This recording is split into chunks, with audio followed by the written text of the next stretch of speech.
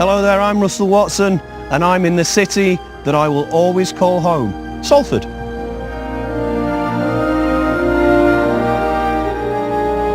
Things have changed since I was a lad.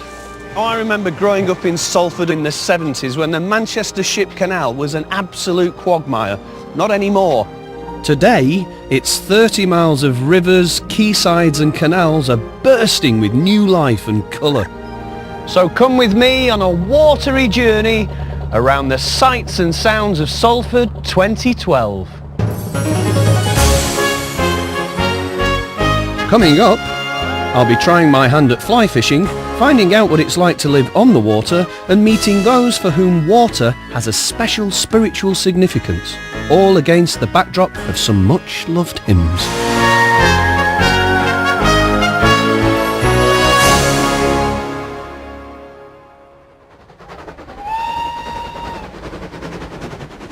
Originally just a village on the banks of the River Irwell, Salford grew amidst the blood, sweat and tears of the Industrial Revolution.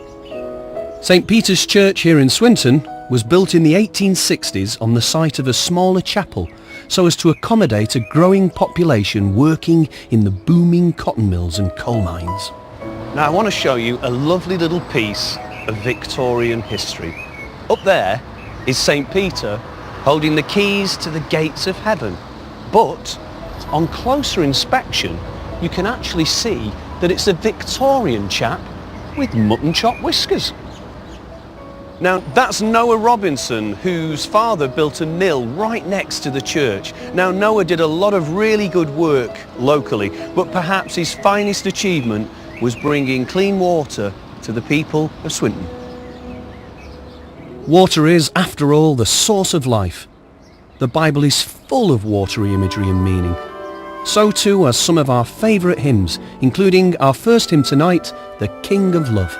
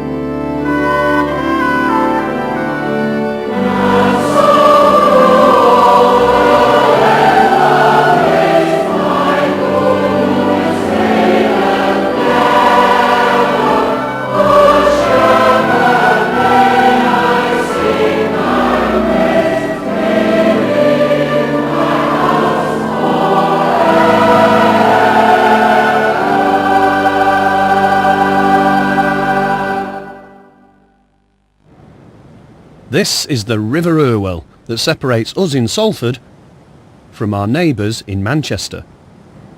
It's nearly 40 miles long and for local artist Mildred Cooper, a source of inspiration. I suppose I've known the Irwell all my life because I live not far from it.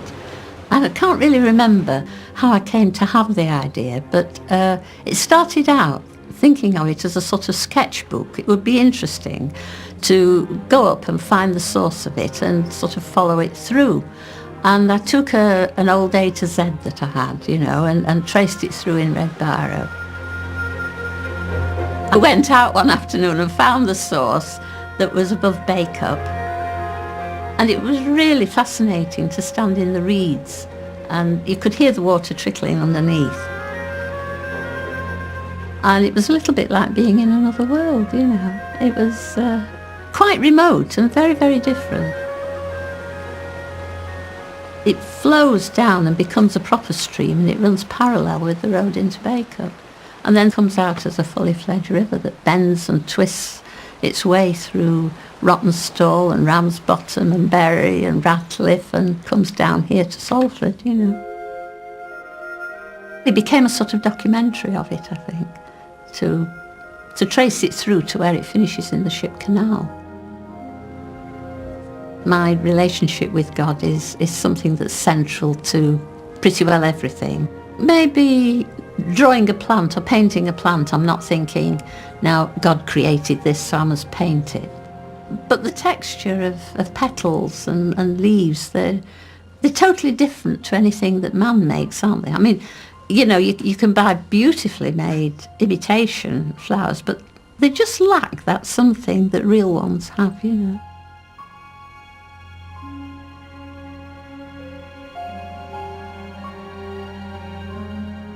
Some people write poetry and some write music, don't they, to express their faith, but I do it visually. It comes out in the way I paint. It's just something inside you want to express, you know, and get out.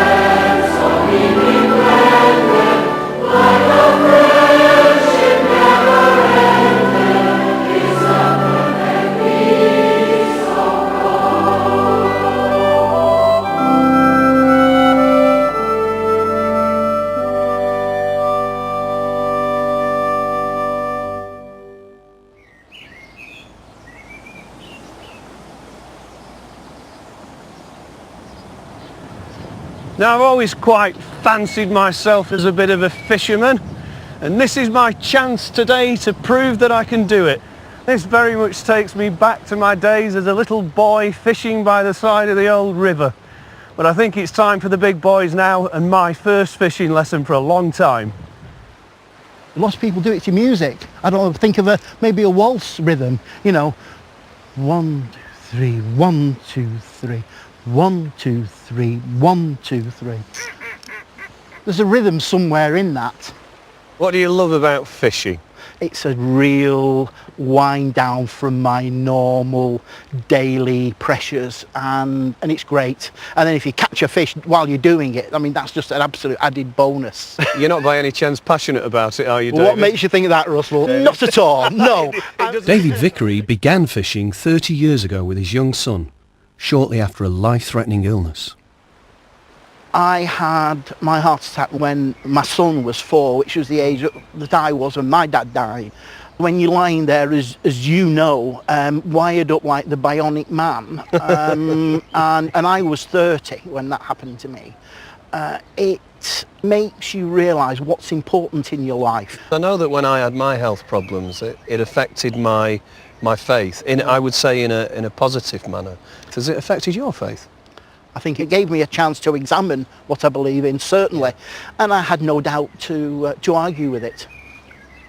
David, what's the biggest fish you've ever caught? 11¼ pound, Russell. Now, can I ask you another question about that fish? Go on. In the 2 years since you've caught it, has it slightly increased in weight? It gets bigger every time. It gets bigger every time. I was brought up a Christian. Yes. And it's never really left me. So as a fisherman, you're picking up first-hand experience of God with what you see? I think it makes me realise the wonder of creation and all the things that are in it. When you actually get in the water and you feel that water on your body, it's quite awe-inspiring at times. It really is. And the amount of life and the variety of life these days is quite staggering. I've seen this river many, many years ago run every conceivable colour of the rainbow with stuff that was deposited.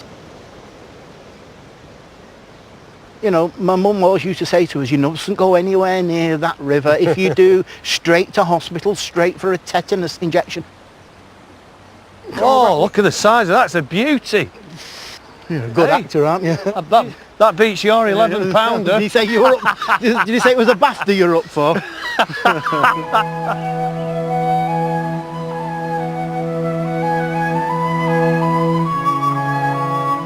I mean, this river was dead for 200 years nigh on, and it's only the last 30 years or so that it started to recover. It looks lovely now.